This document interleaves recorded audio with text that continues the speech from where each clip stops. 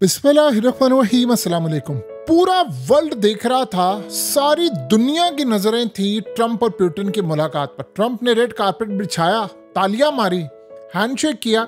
कहानी पुतिन के हैंडशेक करने से पता चल गया था मामला क्या होने वाला है। अब पूरी दुनिया जिस डील का इंतजार कर रही थी, 15 अगस्त को जिस डील को अनाउंस करना था, पुतिन उस डील को अनाउंस किए बगैर वापस रूस चला गया। उसने ट्रंप को ये कह दिया है कि भाई मॉस्को आ जाओ, हो सकता है वहां डील फाइनलाइज हो जाए। और अब सुनिएगा होने क्या जा रहा है, पूरे वर्ल्ड के लिए झटका। दुनिया में ट्रंप को कहा जाता है पीस मेकर या डील मेकर। ट्रंप खुद को कहता है पीस मेकर, वैसे वो डील मेकर है, पीस नहीं दिया जाता है। उनको रिसीव करने के लिए दुनिया की सुपर पावर का प्रेसिडेंट तालियां मारता हुआ जाता नहीं है जहाज से उतरते हुए रिसीव करने के लिए। ये दुनिया में कहीं भी नहीं होता। असल में पुतिन कल आया और उसने आकर, ये सारी कहानी आप समझ रहे, ट्रंप ने हाथ कर दिया बहुत बड़ा। ये जो डील अब फाइनलाइज हो रही है, असल में ट्रंप ये चाह रहा था कि कल कोई डील फाइनलाइज हो जाए। उसने पुतिन को बुलाया, ये एजेंडा सब पहले से तय था, लेकिन उसने आकर बड़ा क्लियरली अपने पैगामात और चीजें दे दी हैं। डिसाइड क्या हो रहा है? डिसाइड ये हो रहा है कि यूक्रेन का कितना हिस्सा अमेरिका लेगा, यूक्रेन का कितना हिस्सा रशिया लेगा, दैट्स इट। ये डिसाइड नहीं हो रहा कि यूक्रेन को क्या मिलेगा, नेटो को क्या मिलेगा, यूरोप को गैस मिलेगी नहीं मिलेगी।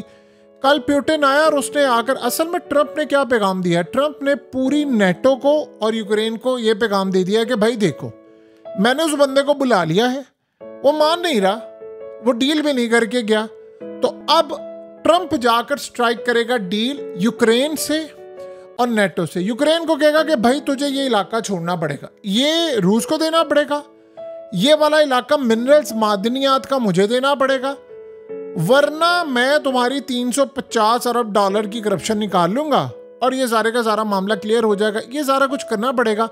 और नेटो को वो ये कह देंगे कि भाई हमारे पास कोई रास्ता नहीं है, डील इसी तरह स्ट्राइक होगी, अगर होगी तो अगर आप देख सकते हो तो कर लो, फिर यूरोप को गैस मिलेगी। यानी हमें पुतिन के आगे सरेंडर करना पड़ेगा और दूसरी कोई राह नहीं। और आपको पता है इस सरेंडर के अंदर सबसे ज्यादा फायदा किसका होने वाला है? अमेरिका का और ट्रंप का। ये वहां से मादनियत ले रहे हैं, इनको इस बात की कतन कोई परवाह नहीं कौन मर रहा है यूक्रेन में। यूक्रेन अफगानिस्तान है। आप एक बात बताइए, ट्रंप को दुनिया के मरने की परवाह हो तो गजा में लाखों लोग उनके हथियार और चीजें देने से मरे, उनको क्या लेना? कोई परवाह नहीं है, कतन कोई परवाह नहीं है। सो इस सारी सूरत हाल में अपने दिमाग से ये चीजें निकाल दें कि ये मामलात इस तरह होने जा रहे, इस तरह होने जा रहे।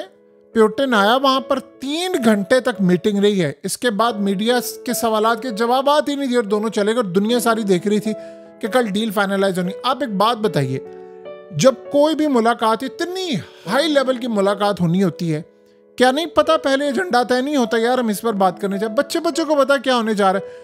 क्या ट्रंप ने जो डील स्ट्राइक करने के लिए प्रपोजल रखा था पुतिन के सामने, पुतिन को नहीं पता था वो क्या बात करने जा रहा है? पुतिन ने वहां से जो बात करनी थी, सब कुछ फाइनलाइज होता है। सिर्फ ये होता है एक सिंबॉलिक मीटिंग होनी होती है, उसके बाद वो बता दें।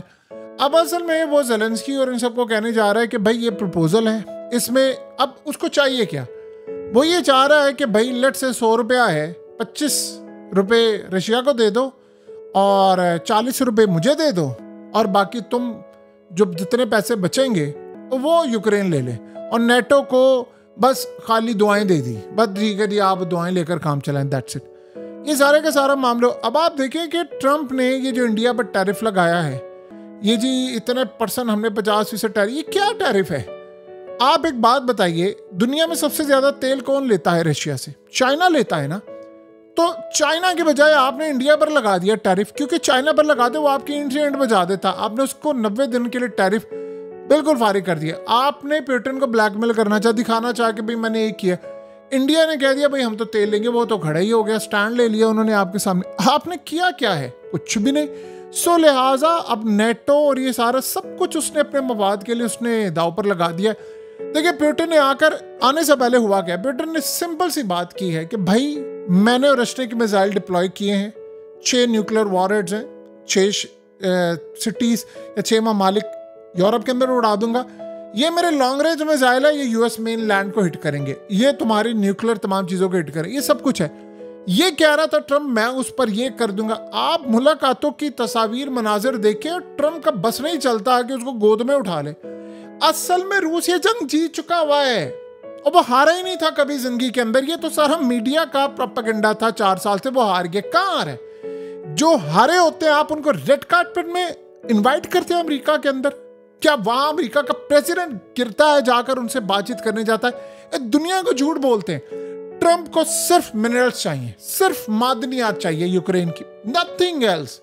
उसको जमीन का वो टुकड़ा चाहिए। उसने पुतिन से बातचीत क्या की है कि भाई देखो ये मिनरल्स हैं, ये मुझे चाहिए, तुम दोगे कि नहीं? वो कहता है मुझे ये वाला इलाका चाहिए और ये मिनरल्स की ये चीजें चाहिए और ये गारंटी चाहिए, दैट्स इट। ये मुझे चाहिए, तुम दे सकते हो। तुम अब डील करनी है ना, ज़ेलेंस्की डील कर ले, यूरोप कर ले, मुझे ये चीजें दे दो, मैं डील करने को अभी तैयार हूं। तुम ट्रम्प डील कर सकते हो, तुम कर लो।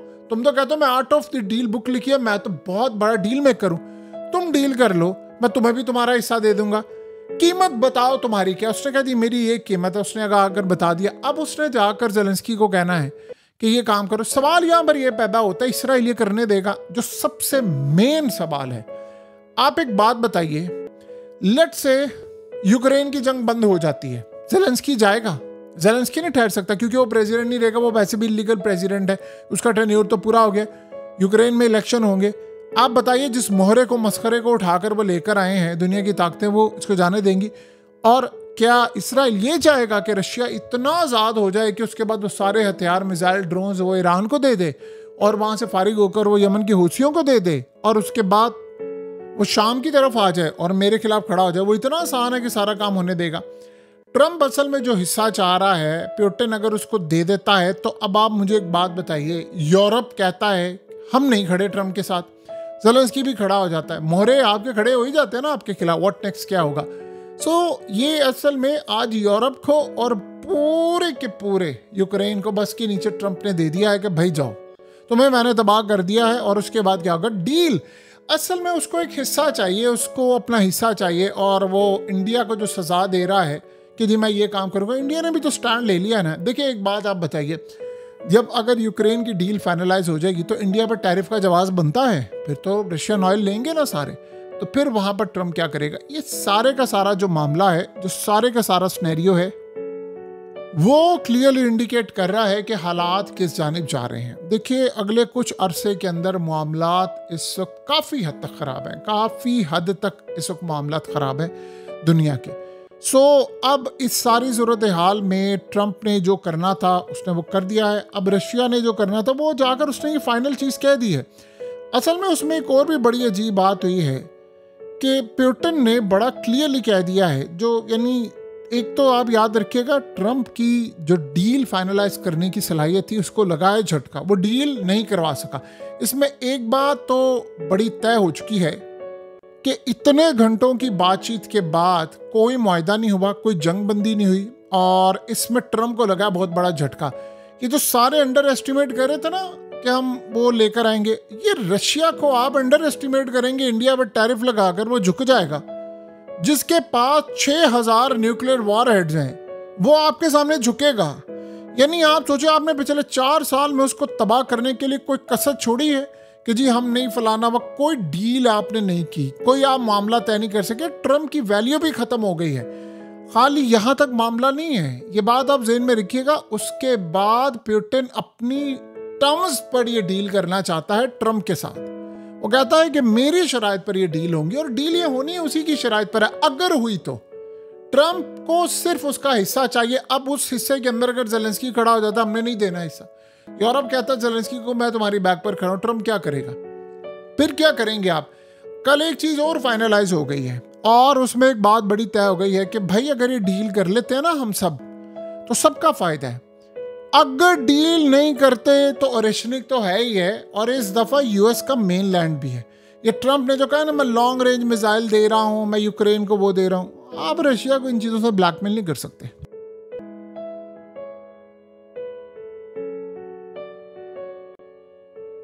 हकीकत टीवी को सब्सक्राइब करना मत भूलें, वीडियो को लाइक करें, शेयर करें और कमेंट सेक्शन में अपनी राय का इजहार ज़रूर करें।